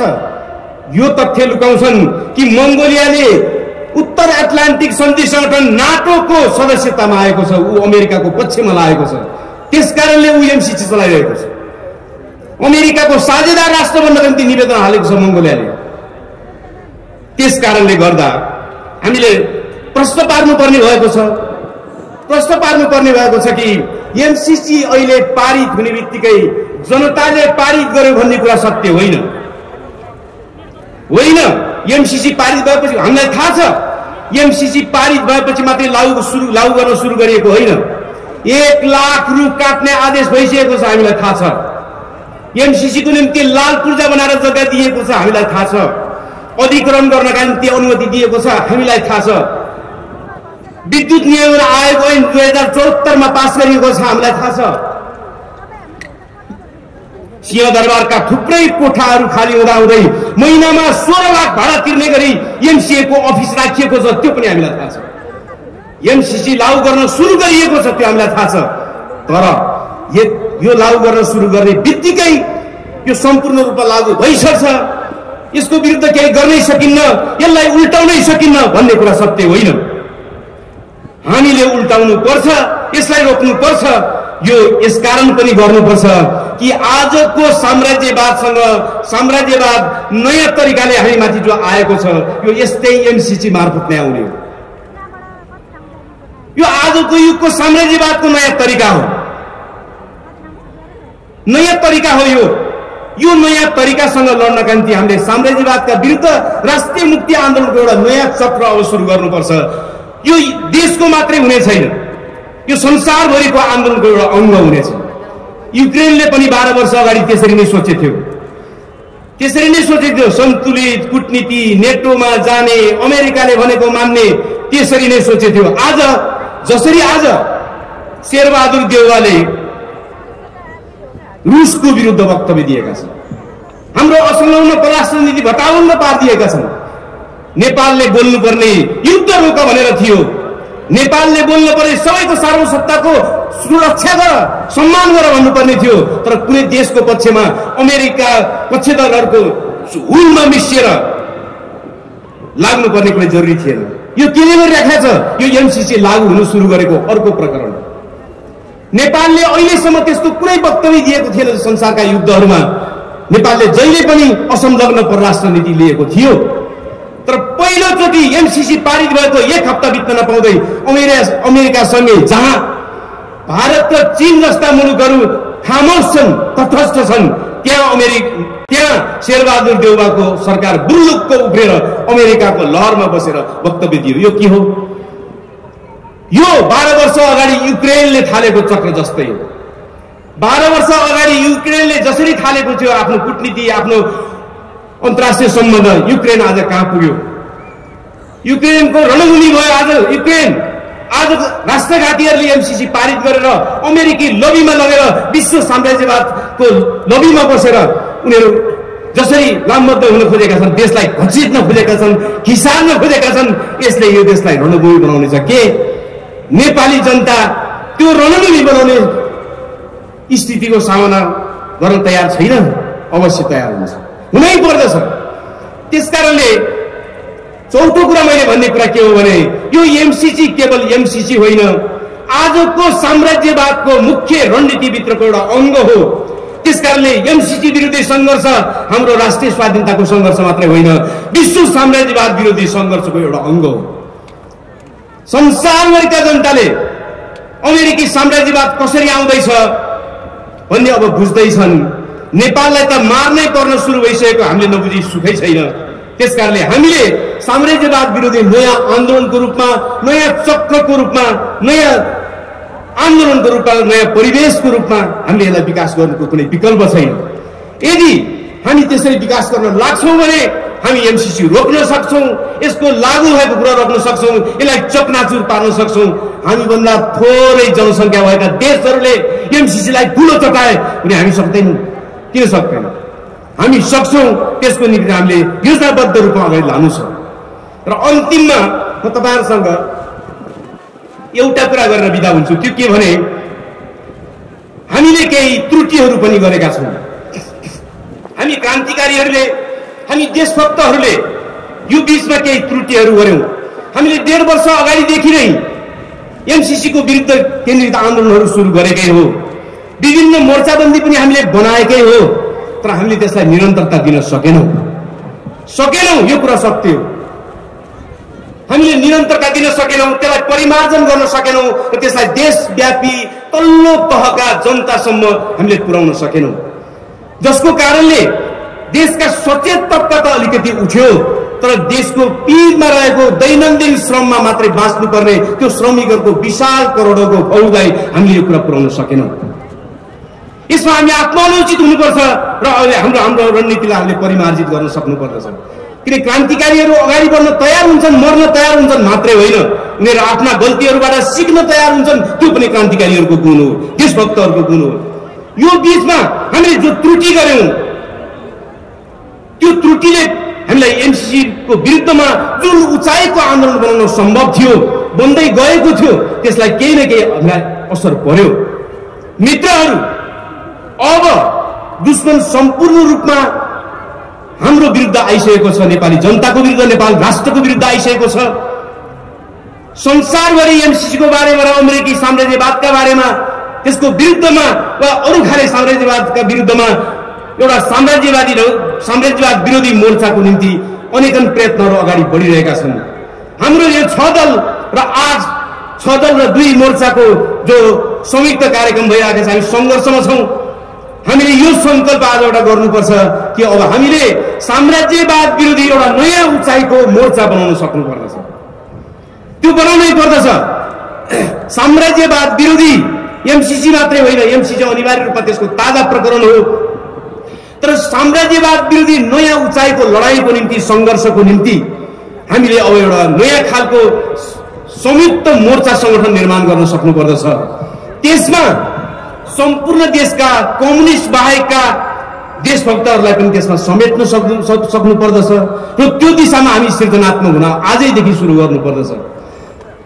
म मित्रहरूलाई भन्न चाहन्छु कि 6 पार्टी र 2 मोर्चाको छलफलमा यो विषयले प्रवेश पाइसकेको छ।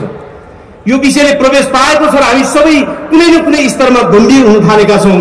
तपाईहरूले पनि यसलाई लगातार एउटा सुझावको रूपमा, अलिअलि दबावको रूपमा पनि सबैले भन्नु जरुरी छ कि साम्राज्यवादलाई लडाउने हो भने, एमसीसीलाई खारेज हुने स्थितिमा पुर्याउने हो भने हामीले अब नयाँ मोर्चाबन्दी गर्नुपर्छ। नयाँ मोर्चाबन्दीले मात्रै हामीलाई साम्राज्यवादका विरुद्ध लड्न र यो एमसीसीलाई धुलो चटाउनका निम्ति हामी सफल हुनेछौँ। मैले भने सुरुमै यो सङ्कल्प सभा पनि हो। हामी सबैले सङ्कल्प गरौँ, जबसम्म एमसीसीलाई धुलो चटाइने छैन हामी निदाउने छैनौँ, हामी लडिरहनेछौँ। राष्ट्रियता, सार्वभौमता र अखण्डतालाई सिद्ध्याउँछ भनेर यो विरोधमा पार्टीहरूको आह्वानमा यो कार्यक्रममा उपस्थित भएका सम्पूर्ण देशभक्त नेपाली दाजुभाइ दिदीबहिनीहरूलाई म हाम्रो पार्टीको तर्फबाट र सबै 8 दलकै तर्फबाट यहाँहरूलाई हार्दिक अभिनन्दन तथा स्वागत गर्न चाहन्छु। त्यस्तै मिडिया कर्मी साथीहरू, सुरक्षाकर्मी साथीहरू सबैलाई म धन्यवाद दिन चाहन्छु। यो एमसीसीको बारेमा धेरैलाई चाहिँ भ्रम छ। जब 2007 सालमा नेपालबाट राणाहरू गए, राणाहरू स्वयं ब्रिटिस साम्राज्यवादको चाहिँ टेको लाएर नेपाली जनतालाई रैती बनाएर शासन गरिरहेका थिए।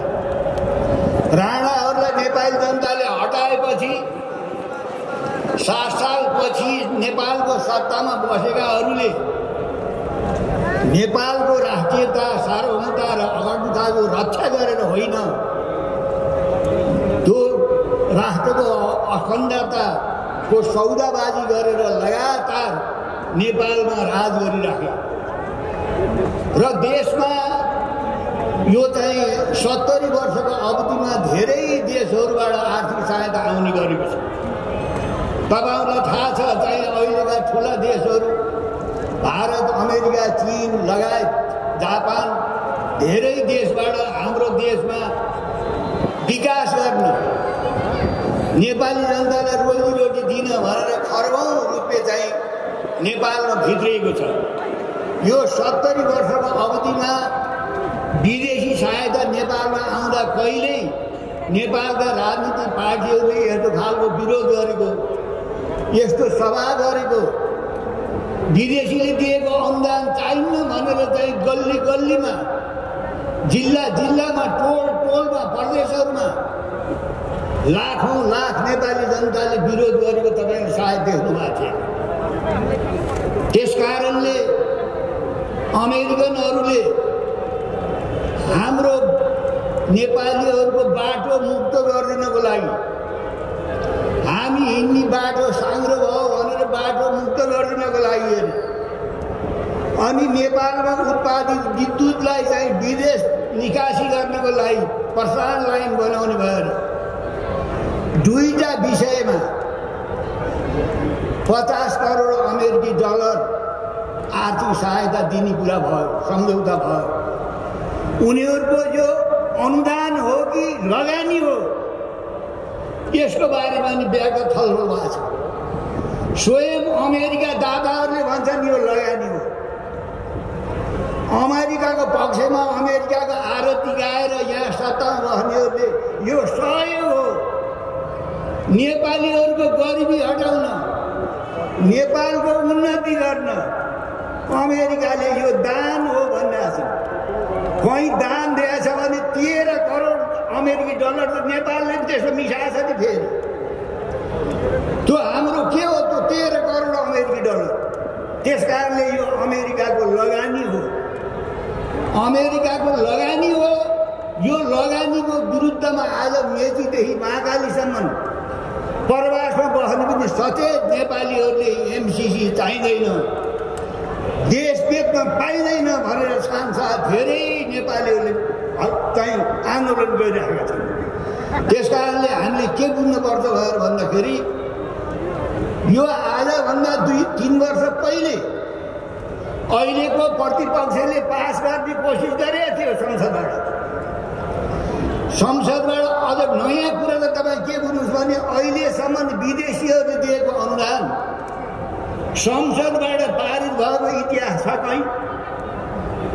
जापानले दिन्छ, अमेरिकाले दियो, यसभन्दा पहिले बेलायतले दियो, भारतले दिन्छ, चाइनाले दिन्छ। हामी भिखमङ्गालाई, हामी गरिबलाई दिएको दान संसदबाट पारित हुने चलनै थिएन। त्यसकारणले संसदबाट पारित गरेर एमसीसीलाई नेपालको ऐन कानुनभन्दा माथि राखेर त्यसको भिटो लाएर अमेरिकाले आफ्नो बाफ बैरी सार्न चाहन्छ। नेपाललाई चाहिँ शक्ति राष्ट्रको क्रीडास्थल बनाउनको लागि यो एमसीसी चाहिँ जबरजस्ती आएको छ। नेपाल मात्रै होइन, अहिले कैयौँ देशहरूमा यसले यस खालको तपाईँको चाहिँ खेल गरिरहेको छ र कैयौँ राष्ट्रहरूले इन्कार गरेका छन् देशहरूले। त्यसो भएको हुनाले हामीले के बुझ्नुपर्छ भने यो एमसिसी यदि नेपालको हितमा भएको भए, नेपाललाई अनुदानको रूपमा आएको भए हामीले यसरी विरोध गर्नुपर्ने, यसको विरोध गर्नुपर्ने, यो खारेज गर्नुपर्छ भनेर हामीले भन्ने कुरै थिएन। तर दुःखको कुरा संसदमा तपाईँले देखिहाल्नुभयो, केही साथीहरूले 2-4 महिना हल्ला गरे। के हल्ला गरे भनेर भन्दाखेरि चाहिँ एमसिसी भित्र भएका जुन खराबीहरू छन्, देशको राष्ट्रियता, सार्वभौमता, अखण्डतामा आँच आउने विषयहरू चाहिँ हटाउनुपर्छ। एमसिसी खारेज, एमसिसी चाहिँ संशोधन गरेर पारित हुनुपर्छ भनेर साथीहरू बुरुक केही साथीहरू आखिरी तपाईँको चाहिँ नि यही आफैले तपाईँको चाहिँ नि व्याख्या गरेर अब एमसिसी भित्र भएका खराबी, त्यहाँभित्र भएका असमान व्यवस्थाहरू अब खारेज गए। खारेज कसले गर्ने भनेर भन्दाखेरि तपाईँ चाहिँ माधवजीले र प्रचण्डजीले खारेज गरेर खारेज हुने, त्यो त एमसिसीले मान्नु पर्यो नि। नेपालका शासकहरूले एमसिसी नेपाली जनताको हितमा छ कि छैन, नेपालको राष्ट्रियता, सार्वभौमता र अखण्डतामा चाहिँ यसले आँच पुर्याउँछै पुर्याउन भनेर सोध्ने कसलाई? अमेरिकालाई तपाईँ चाहिँ नि यहाँ चाहिँ देशको राष्ट्रियता, सार्वभौमता र अखण्डतामा आँच आउने व्यवस्था छ उसले भन्छ। त्यस कारणले आजका शासकहरूले देशको राष्ट्रियता, सार्वभौमता र अखण्डताको रक्षा गरेर होइन, देशको राष्ट्रियता, सार्वभौमता र अखण्डताको सौदाबाजी गरेर बेचेर यहाँ शासन गरिरहेको छ। यो दुःखको कुरा हो। 7 सालपछि नेपालको राष्ट्रियता, सार्वभौमता र अखण्डतामा बढी वामपन्थीहरू धेरै भूमिका रह्यो। तर अहिले देशका सबै वामपन्थी रहेनन्, खामपन्थीको परिणत भए। देशका कतिपय वामपन्थी पार्टीहरूलाई सत्ता प्रदान भयो, स्वार्थ प्रदान भयो, देशको हित प्रदान भएन। त्यसो हुनाले यसभन्दा पहिले पनि नेपालका नदी नालाहरू तपाईँ चाहिँ विदेशी गए एक गरेर तपाईँलाई थाहा छ। कोशी गयो, गण्डकी गयो, महाकाली बेचे। आजभन्दा 27 वर्ष पहिले महाकाली चाहिँ भारतलाई चाहिँ सुम्बन्दा महाकाली सन्धि हुँदा पनि नेपाली जनताले यस्तै चाहिँ आन्दोलन गरिरहेको छ। अहिलेका शासकहरू र अहिलेका प्रतिपक्षकै हातबाट महाकाली सन्धि बेचे, अपर कर्णाली तपाईँ चाहिँ बेचे। नेपालको जल स्रोत तपाईँ चाहिँ हाम्रो हातमा छैन, तपाईँ चाहिँ छिमेकीले कब्जा गरिसकेको छ। अब त्यो जल स्रोतलाई तपाईँ चाहिँ अमेरिका र चाहिँ भारत भएर प्रयोग गरेर तपाईँ चाहिँ यहाँको विद्युत विदेशमा चाहिँ निकासी गर्ने र हामीलाई हेरे गराउनु चाहिँ ख्याल छ। त्यति मात्रै होइन, आज संसारमा चाइनाले पनि पुँजीवादको विकास गरेको छ। चाइनाले पनि तपाईँ चाहिँ संसारको बजार चाहिएको छ। त्यसो हुनाले अहिलेको मूल शक्ति, दुईटा शक्ति चाइना र अमेरिकाको बिचमा जुन प्रतिस्पर्धा छ, त्यो प्रतिस्पर्धामा तपाईँ चाहिँ अमेरिकाले के हिसाब गरिरहेको छ भनेर भन्दाखेरि नेपाल चीनको तपाईँ चाहिँ काखमा छ। नेपाललाई चाहिँ उपयोग नगरिकन चीनलाई ठेगाना लाउन सकिन्न भन्ने चाहिँ अमेरिकाको रणनीति छ। त्यसअनुसार आज अमेरिकन लगायत भारतीय शासकहरूले तपाईँ चाहिँ नेपाललाई चाहिँ एउटा क्रीडास्थल, आज युक्रेनमा जुन तपाईँ चाहिँ अमेरिका र रुसको कारणले तपाईँ चाहिँ युक्रेनका जनताहरू चाहिँ ठुलो आपद विपद भोगिरहेका छन्। यो एमसिसी तपाईँ चाहिँ हामीले तपाईँ चाहिँ नि स्वीकार गरेर अमेरिकनहरूलाई यहाँ हुल्ने जो षड्यन्त्र भइरहेको छ संसदबाट पास गरे। संसदमा त नेपाली काङ्ग्रेस पहिलेदेखि तयार थियो। नेपाली काङ्ग्रेसले तपाईँको चाहिँ नि यहाँ उद्योग धन्दा निजीकरण, उदारीकरण गरेर तपाईँको चाहिँ राष्ट्रिय उद्योग धन्दा, कल कारखानाहरू सब निजीकरण, शिक्षा निजीकरण, स्वास्थ्य निजीकरण, अनि तपाईँको चाहिँ अरू सार्वजनिक अरू सबै निजीकरण, त्यो निजीकरण तपाईँको चाहिँ साम्राज्यवादीहरूले बोलाएको चाहिँ नीति हो। उदार अर्थतन्त्र, स्वास्थ्यको जिम्मा सरकारले नलिने, शिक्षाको जिम्मा सरकारले नलिने, रोजगारीको जिम्मा सरकारले नलिने, सबै बजारलाई व्यक्तिलाई। आज देख्नु त कम्युनिस्ट पार्टीको नामबाट तपाईँको चाहिँ आज जुन रजाइ गर्ने अनि समाजवाद, प्रजातान्त्रिक समाजवादको नामबाट आज देशमा जुन शासन गरिराखेका छन्, आज देश बर्बाद हुँदै गइरहेको छ। आज दिनको 1500-2000 दरले तपाईँको चाहिँ नयाँ पिँढीहरू तपाईँको चाहिँ विदेशमा भागिरहेको छ। यहाँ तपाईँको चाहिँ हामी पुरै परनिर्भर छौँ। हामीलाई गुन्द्रुक पनि अरूले पठाइदिनु पर्ने। तिब्बतीयनहरूले जनै लगाउनन्, जनै उतैबाट आउँछ, हामी जनै तिब्बतबाट आएर हामी कति परनिर्भर भयौँ। यसरी हाम्रो अस्तित्व रहन्छ? ल भन्नुहोस्, हामीले गुन्द्रुकसम्म बनाउन नसक्ने अर्बौँको तपाईँको चाहिने खाद्यान्नहरू नेपाल बाहिर ल्याउनु पर्ने। त्यसो हुनाले अहिले तपाईँ चाहिँ त्यहाँ त्रिपुरेश्वरमा जानुहोस्, हजारौँ नयाँ युवा युवतीहरू पासपोर्ट बनाउने लाइनमा छ। रित्तेको रित्तै छ देश। यहाँ बस्ने शासकहरू तपाईँ चाहिँ साम्राज्यवादीहरूको तपाईँ चाहिँ सहायता लिएर यहाँ घुस खाएर भ्रष्टाचार गरेर मुलुक टाट पहिलाइरहेको छ। 7 महिना भयो संसद चलेको छैन, न्यायपालिका ध्वस्त छ, कार्यकारिणीको काम चाहिँ घुस खाएर तपाईँ चाहिँ आफ्ना मान्छे ठाउँमा पठाउनु। हेर्नु त देशको तपाईँको चाहिँ न्यायपालिका चाहिँ संसदको के अभिगत छ, कार्यकारिणीको के अभिगत छ। कति दिन भयो तपाईँको चाहिँ न्यायपालिका तपाईँको चाहिँ छेदविच्छेद भयो। त्यसो हुनाले आज राष्ट्रको अस्तित्वमै प्रश्न चिन्ह खडा भइरहेको छ। यो बेलामा यही बेला तपाईँको चाहिँ शक्ति राष्ट्रहरूले, यही बेला चाहिँ शक्ति राष्ट्रहरूले यहाँका शासकहरूलाई, यहाँको प्रशासनमा बस्ने मान्छेहरूलाई तपाईँको चाहिँ हात लिएर के गर्न सकिन्छ नेपालको प्राकृतिक साधन स्रोतमाथि केही गरिराखेको छ। यति राम्रो मुलुक, यति राम्रो प्राकृतिक साधन स्रोत भएको मुलुक आज हामी संसारमा भिख माग्न भइरहेको छ। जहाज चढेर नेपालीहरू तपाईँ चाहिँ अरब जान्छन्, बाक्सा चाहिँ हजारौँ मान्छे सालमा आएको तपाईँ देखिरहनु भएको छ। यहाँका शासकहरूलाई कल कारखाना खोल्ने मतलब भएन, उद्योग धन्दा खोल्ने मतलब भएन।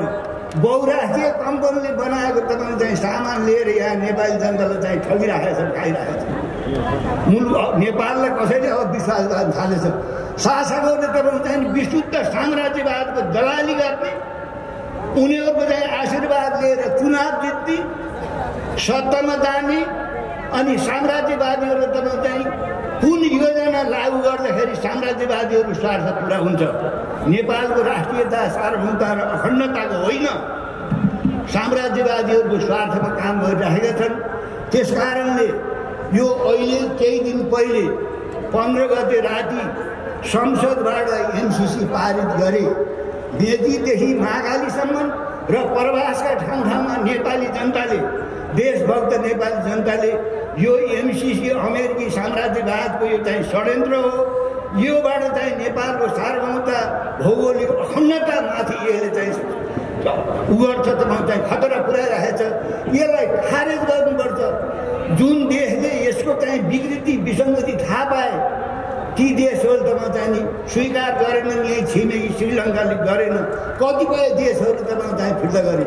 तर यहाँका शासकहरूले यो चाहिँ रकम बुझेर देशलाई तपाईँ चाहिँ उन्नति गर्ने, विकास गर्ने भनेर अहिलेसम्म संसदबाट पारित नहुँदै 4.5 अरब गुल्छर उठाइसकेका छन्, खाइसकेका छन्। संसदबाट पारित गर्नै पर्छ भने पारित नभइकन खर्च गर्न पाइन्थ्यो। अहिले पनि एमसिसीको अघि 16 लाख रुपियाँ महिनावारी छ। भन्नु हाम्रो जस्तो गरिब देशबाट चाहिँ आएको तपाईँ आर्थिक सहायता गुल्छर उडाइरहेका छन्। त्यसो हुनाले यहाँ त धाराहरू हटाए जस्तो गरेको प्रचण्डजी र उसको चाहिँ के अरे माधवजीको तपाईँको चाहिँ लाज ढाक्न मात्रै भनेर रामचन्द्रजीले भनिहाल्यो। केही संसदमा नेपाली काङ्ग्रेसले भन्यो, अमेरिकाले भन्यो तिमीहरूले यो पास गर्ने कि नगर्ने? पटक पटक यिनलाई चाहिँ ठम्काए। कसैले दिएको अनुदान हामीलाई चाहिँदैन भन्दाखेरि त मतलब नलिहुन्न भन्न तपाईँ सक्नुहुन्छ? भनिरहेको छ त। अमेरिकी साम्राज्यवादले आज संसारभरि के गरेको छ तपाईँलाई इतिहास थाहा छ। इराकमा जुन बेला तपाईँ चाहिँ त्यहाँको तेल कब्जा गर्नु थियो, आणविक अस्त्र चाहिँ त्यहाँ इराकले बनाइराखेको छ भनेर चाहिँ त्यहाँ राष्ट्रसङ्घले चाहिँ भन्न पनि मानेन। इराकको के स्थिति भयो, अफगानिस्तानको के स्थिति भयो। त्यस कारणले हाम्रो जस्तो कमजोर देशका चाहिँ शासकहरूलाई खेलाएर उनीहरूलाई किनेर उनीहरूलाई भाडामा लिएर तपाईँ चाहिँ नि यो देशको प्राकृतिक साधन स्रोतमाथि जुन तपाईँ चाहिँ दाइँ हाल्ने काम भएको छ। आज मुलुकभरि कङ्गाल हुने गइरहेछ, बेरोजगार भइरहेछ, नेपाली जनता त बेवारसित भइरहेछ। यो स्थितिमा साम्राज्यवादीहरूलाई भुलेर यहाँको प्राकृतिक साधन स्रोतमाथि विदेशीहरूलाई जुन दाइँ हाल्ने चाहिँ कुकरमा भइरहेछ, यसको विरोध तपाईँ चाहिँ नेपाली जनताले बाहेक अरूले गर्न मिल्दैन। ठुला संसदभित्र भएका पार्टीहरूको प्रतिस्पर्धा कसले एमसिसी पास गरेर अमेरिकनहरूको आशीर्वाद लिने, त्यो आशीर्वादबाट चुनाव जित्ने, त्यसपछि पटक पटक सत्तामा गएर संसदमा गएर देशको हितमा होइन, नेपाली जनताको हितमा होइन, राष्ट्रियताको संरक्षण गरेर होइन, त्यसको सौदाबाजी गरेर आज मुलुक चाहिँ यो अप्ठ्यारो स्थितिमा गएको छ। त्यसो भए उनीहरूले मैले उपस्थित सबै सम्पूर्ण दाजुभाइ दिदीबहिनीहरूलाई के भन्छु भने हामीले यो नबुझेर हामीले यो कतिसम्म हाम्रो आरोप लागेका छन् भने एमसिसी लागू भयो भने चाहिँ नेपालीहरू विदेश जानु पर्दैन भनेका छन् एमसिसीका दलालहरू। ल भन्नुहोस्, एमसिसी नेपालमा पास भयो भने तपाईँहरूको हाम्रा छोराछोरी कोही विदेश जानु पर्दैन, अरे यहाँ काम मिल्छ अरे। कतिसम्म तलको कुरा गरेको अहिलेसम्म 10औं खरब विदेशीहरू पैसा आएको छ। त्यसको ब्याज खर्च गरे होला उनीहरूले, यहाँ साउँ त उनीहरूले खाइरहेको छ, ब्याज जनताको नाममा खर्च गरे होला। त्यस कारणले यस खालको झुक गरिरहेका छन् र जुनसुकै मूल्यमा पनि यदि हामीले यो चाहिँ एमसिसी खारेज गर्न सकेनौँ भने हाम्रो स्थिति अफगानिस्तानको हुनेछ, हाम्रो स्थिति इराकको हुनेछ, हाम्रो स्थिति तपाईँ सिरियाको हुनेछ। यो मैले भावावस्था आएर भनेको छैन। त्यस कारणले 8 दलका साथीहरूले यो आयोजना गरेर नेपाली जनताहरूको बिचमा राष्ट्रियताको सार्वभौमता अखण्डताको सुरक्षाको लागि जुन सङ्गठित रूपले चाहिँ आवाज उठाइरहनु भएको छ। आज नेपालीहरूले चाहिँ देशको विभिन्न ठाउँमा एमसिसीको विरोध गरिरहेका छन्। त्यस कारणले सत्ता पक्ष र प्रतिपक्षमा देशको राष्ट्रियतामाथिको जो सौदाबाजी भएको छ यसको विरुद्धमा भण्डाफोर गर्नुपर्छ र मेचीदेखि महाकाली हिमालदेखि तराईसम्मका जनता हामीले चाहिँ यो देशको रक्षाको लागि, यो देशलाई साम्राज्यवादको शिकार हुन नदिनको लागि, यो देशको प्राकृतिक साधन स्रोत यही देशका जनताको उपभोगको लागि हामीले चाहिँ सङ्घर्ष गर्नु परेको छ, सङ्घर्ष गर्नुपर्छ। त्यसो हुनाले कुनै पनि देशको अस्तित्व त्यो देशका शासकले, त्यो देशका मुठीभर टाठाबाठाले होइन, त्यो देशका आम जनताले मात्रै लिन सक्छन्। हाम्रा भियतनामको लडाइँको अनुभव छ, कोरियाको छ, चीनको लडाइँको अनुभव छ।